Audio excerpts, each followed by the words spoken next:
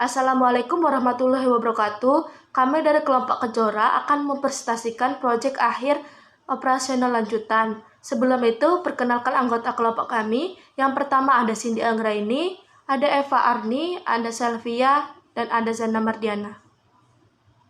UMKM yang ingin kelompok kami kembangkan adalah UMKM risol. Risol adalah makanan ringan khas Indonesia yang dibuat dengan adonan kulit lumpia yang diisi dengan berbagai bahan seperti daging cincang, ayam, sayuran, atau telur rebus. Kemudian digulung dan dibalut dengan tepung roti sebelum digoreng hingga kecoklatan. Risol biasa disajikan sebagai cemilan atau makanan pembuka yang sering dijumpai di pesta. Ada juga varian risol yang menggunakan bahan isi yang berbeda-beda, seperti risol mayones, risol ayam suwir, risol sayur, dan risol ikan tongkol. Baik, selanjutnya saya akan membahas terkait kegiatan yang kelompok kami lakukan. Yang pertama itu ada survei UMKM, yang kedua itu ada membuat logo produk, yang ketiga itu menambah menu produk, yang keempat itu penetapan harga, yang kelima mengupgrade kemasan, yang keenam membuat akun media sosial, yang ketujuh membuat konten, yang kedelapan mengupload konten, yang kesembilan pemesanan pelanggan, dan yang terakhir itu pengantar.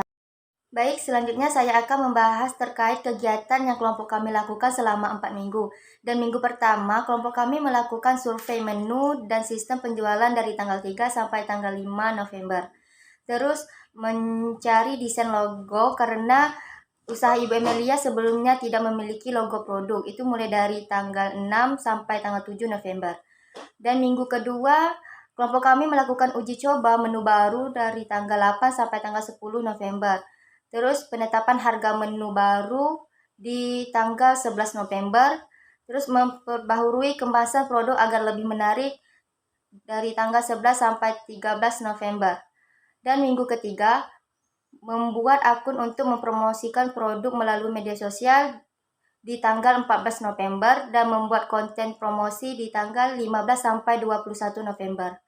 Dan minggu keempat mengunggah konten di tanggal 22 November, sistem pre-order dan persiapan pesanan di tanggal 23 sampai 29 November, terus membuka sistem pre-order selama 6 hari dari tanggal 23 sampai 28 November, terus menyiapkan pemesanan pelanggan pada hari ke-7 di tanggal 29 November, terus pengantaran pesanan di tanggal 29 November.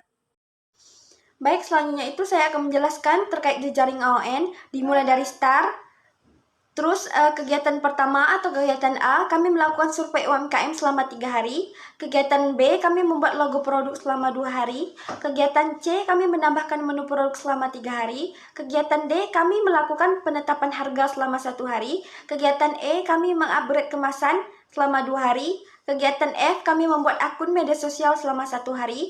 Kegiatan G, kami membuat konten selama 7 hari. Kegiatan H, kami mengupload konten selama 1 hari. Kegiatan I, kami membuka sistem pre-order selama 7 hari untuk pelanggan melakukan pemesanan. Dan kegiatan terakhir, kami melakukan pengantaran selama 1 hari. Saya akan menjelaskan kondisi sebelum dan sesudah pelaksanaan proyek UMKM Mamsol. Sebelum proyek ini dilaksanakan, UMKM Mamsol memiliki beberapa kendala.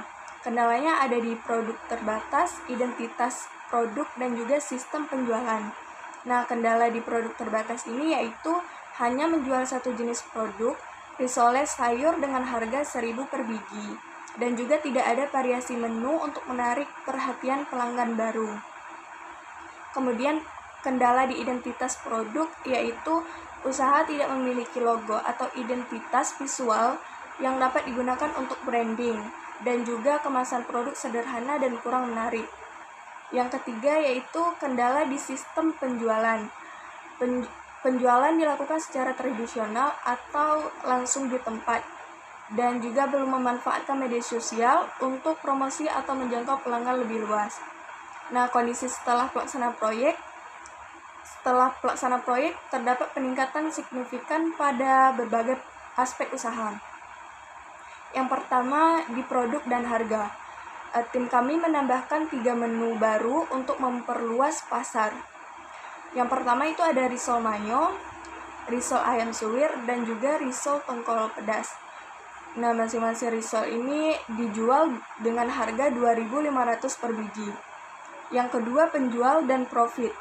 Penjual sebelum proyek rata-rata hanya menjual 200 risol sayur per hari dengan total pendapatan harian Rp200.000. Kemudian penjual setelah proyek, setelah menambahkan variasi menu dan memanfaatkan promosi di media sosial, penjualan meningkat menjadi risol sayur itu 200 biji per hari, risol mayo 25 biji per hari, risol ayam suwir 30 biji per hari, risol tongkol pedas 20 biji per hari. Jadi total penjualan hariannya itu mencapai Rp390.500. Penjualan meningkat sebesar 90,25% dari 200.000. Yang ketiga ada branding dan media sosial. Yang pertama logo dan kemasan. Nah, logo baru yang dirancang membuat produk lebih profesional dan menarik. Dan kemasan baru meningkatkan daya tarik pelanggan. Kemudian kami membuat media sosial. Akun media sosial berhasil dibuat dan mulai aktif mempromosikan produk. Followers awal yaitu 0 dan setelah proyek menjadi 18 followers. Yang keempat yaitu pelanggan baru dan jangkauan pasar. Dengan adanya sistem per order dan promosi di media sosial, usaha kini menjangkau pelanggan yang lebih luas, termasuk luar wilayah. Setelah pelaksanaan proyek, UMKM Mamsol mengalami peningkatan yang signifikan. Yang pertama, penjualan meningkat hingga 90,25%, diversifikasi menu menciptakan peluang pendapatan baru, dan branding dan penggunaan media sosial memperluas jangkauan pasar dan meningkatkan daya tarik produk. Dan juga yang terakhir, proyek ini berhasil memberikan dampak positif terhadap pertumbuhan dan keberlanjutan usaha. Baiklah, kesimpulan dari kelompok kami adalah pelaksanaan proyek UMKM Mamsol mencerminkan pentingnya manajemen proyek yang terstruktur untuk mendukung pertumbuhan usaha mikro, kecil, dan menengah. Melalui perencanaan yang matang, perorganisasian sumber daya serta pelaksanaan yang disiplin, proyek ini berhasil mencapai tujuan utamanya, yaitu meningkatkan efisiensi operasional, memperluas jangkauan pasar, dan memperkuat daya saing produk di tengah persaingan bisnis yang ketat. Pengelolaan risiko yang tepat juga menjadi salah satu kunci keberhasilan dengan menyesuaikan strategi terhadap tantangan yang muncul selama proses pelaksanaan. Secara keseluruhan, proyek ini memberikan wawasan bahwa penerapan manajemen proyek yang baik dapat menjadi fondasi untuk mengembangkan UMKM secara berkelanjutan dan menciptakan dampak positif bagi perekonomian lokal.